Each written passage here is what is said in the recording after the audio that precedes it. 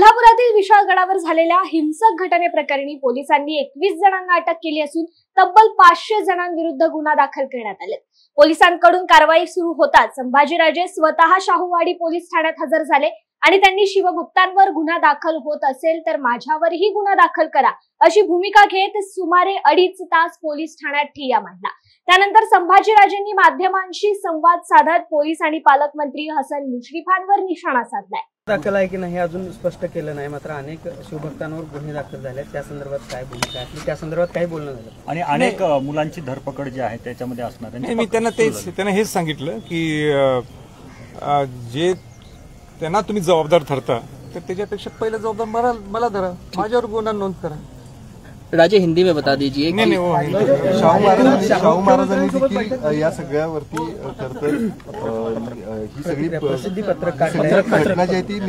पत्रक काढले शाहू महाराजांनी आणि हा जो काय प्रकार घडला त्याबद्दल नाराजी व्यक्त केली आहे, दुर्दैवी प्रकार आहे असं म्हटलेलं आहे आणि उद्या ते विशाळगडावरच्या पायथ्याची भेट देखील त्या पत्रकामध्ये मुख्यमंत्री आणि उपमुख्यमंत्री यांच्यासोबत बैठक लावायला पाहिजे होती असं सुद्धा उल्लेख आहे। त्याबाबतचं पत्र दिलं होतं, मात्र या सगळ्यावरती ताशेरे जे आहे ते प्रशासनाचं अपयश आहे असं म्हणलं। संभाजीराजे यांची भेट घडवून द्यायला पाहिजे होती पण प्रशासनानं ती भेट घडवून दिली नाही, म्हणून हे सगळं घडले आणि यासाठी प्रशासनाला जबाबदार धरलं।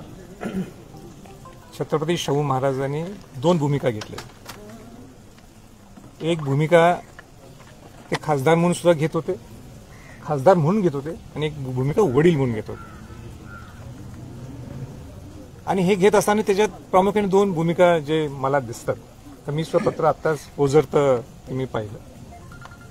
त्यातली पहिली भूमिका ही आहे की त्यांनी जिल्हाधिकाऱ्यांना आणि जिल्हा पोलीस प्रमुखांना सांगितलं होतं की छत्रपती संभाजींची मीटिंग ही आपण मुख्यमंत्र्यांच्या बरोबर उपमुख्यमंत्र्यांच्या बरोबर ही मीटिंग लावावी। हे बरोबर आहे, हे काही चुकीचं नाही, कारण का त्या चर्चेत मी सुद्धा होतो, फोनवर आमची चर्चा झाली। मगाशी मी प्रेस कॉन्फरन्समध्ये सुद्धा म्हटलं की प्रोटोकॉलनी थोड्या गोष्टी मला बोलता येत नाहीत, त्यांच्याकडून आलंय म्हणून मी आता स्पष्टीकरण द्यायला मला काही हरकत नाही। छत्रपती शाहू महाराजांनी मला सांगितलं होतं की आपण कोल्हापूरला मीटिंग घेऊ जिल्हाधिकाऱ्यांच्या बरोबर, जिल्हा पोलीस प्रमुखांच्या बरोबर आणि स्वतः ते खासदार म्हणून। तर मी त्यांना विनंती केली आणि त्यांना सांगितलं की हा विषय इथं सुटू शकत नाही, कारण का जिल्हाधिकाऱ्यांनी जे काही मांडायचं त्यांनी माझ्या पुढे मांडलेलं आहे आणि हा प्रश्न इथं सुटणार नाही। हा प्रश्न सुटायचा असेल तर हायेस्ट लेवलला, वरिष्ठांच्या लेवलवर हा प्रश्न सुटू शकतो। मग त्यांनीच मला विचारलं की मुख्यमंत्र्यांच्या समोर चालेल का सोडवायला, तर मी त्यांना म्हटलं की मुख्यमंत्री नुसते चालणार नाहीत, मुख्यमंत्र्यांच्या बरोबर उपमुख्यमंत्री, कारण का ते गृहमंत्री आहेत, ते सुद्धा तिथं पाहिजे। आणि असंच ठरलं होतं की ते मला बोलवतील आणि चर्चा होईल, पण ती चर्चा झालेली नाही, हे स्पष्टपणाने मला आपल्याला सांगायचंय। मला चर्चेला बोलवलं गेलं नाही आणि म्हणून ती मुंबईत ती मीटिंग झाली नाही। हे छत्रपती शाहू महाराजांनी जे ताशेरे उडवले आहेत एकदम बरोबर आहेत, 1% सुद्धा चुकीचं काही नाही। दुसरा मुद्दा त्यांनी सांगितलं की छत्रपती संभाजीराजे हे आक्रमक होते आणि आक्रमक असताना जे काय तिथं घडलं त्याचं मी समर्थन करत नाही, किंबहुना मी निषेध करतो, असं सुद्धा काहीतरी म्हटलं असं मला वाटतंय। तर मला आपल्याला सांगायचंय की ते माझे वडील आहेत, ते कोल्हापूरचे खासदार आहेत आणि ते महाराज आहेत, आणि म्हणून महाराज हे सर्वांचे आहेत, ते माझे आहेत, कोल्हापूरचे आहेत आणि महाराष्ट्राचे आहेत, आणि म्हणून महाराजांच्या नात्याने त्यांनी आपली भूमिका मांडली, ती भूमिका मी मनापासून ते स्वीकारतो। पण हे स्वीकारत असताना सुद्धा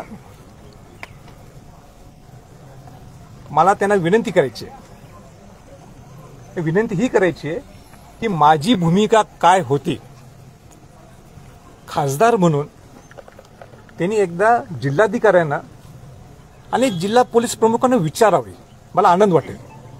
दुसरा मुद्दा आणि तिसरा मुद्दा, मी आक्रमक होतो आणि मला काहीच वाईट वाटत नाही, मी आक्रमक होतो, काहीच वाटत नाही, कारण का मी आक्रमक कशासाठी होतो, माझ्या स्वार्थासाठी मी आक्रमक होतो। ह्या विशाळगडाला, विशाळगड किल्ला हा या विशाळगड किल्ल्याने शिवाजी महाराजांचं रक्षण केलं होतं. या विशाळगड किल्ल्याने शिवाजी महाराजांचं संरक्षण केलं होतं. या विशाळगड किल्ल्याने स्वराज्याचं रक्षण केलं होतं.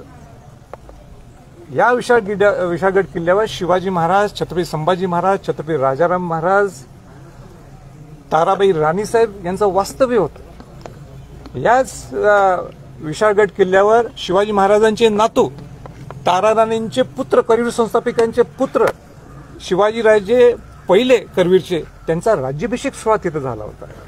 अनेक राजधानीमध्ये विशाळगड ही एक राजधानी होती. आणि या विशाळगडसाठी मी जर आक्रमकपणा घेतला असेल तर मला गर्व आहे. दरम्यान विशाळगड हिंसक घटनेप्रकरणी 21 जणांना अटक झाली असून 500 जणांवर गुन्हे दाखल केल्याचं अतिरिक्त पोलीस अधीक्षक निकेश खाटमोडे पाटील यांनी सांगितलंय. यावेळी संभाजीराजे यांच्या कारवाईबद्दल बोलताना मात्र पोलिसांनी मौन पाळल्याचं पाहायला मिळालंय. निघणार आहात विशाळगडावर अतिक्रमण काढायचं काम सुरू झालं अशी माहिती मिळते. नाही, मला सुद्धा अतिक्रमण काढण्याची माहिती मिळाली. त्यांनी सुद्धा मला सांगितलं, असिस्टंट एसपीने सांगितलं मला की तिथं काल मुख्यमंत्र्यांनी आणि जिल्हाधिकाऱ्यांनी जो शब्द दिल्याप्रमाणे, आश्वासन दिल्याप्रमाणे अतिक्रमण विशाळगड किल्ल्यावर सुरुवात झालेली आहे.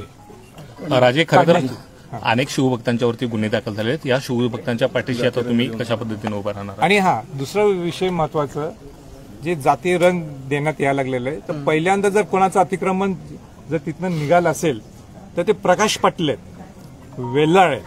म्हणजे हे काय ठरवून केलेलं नाहीये, पण जे पहिले 2 अतिक्रमण निघालेत किंवा काढण्यात आलेले आहेत हे या हिंदू समाजातले लोक आहेत.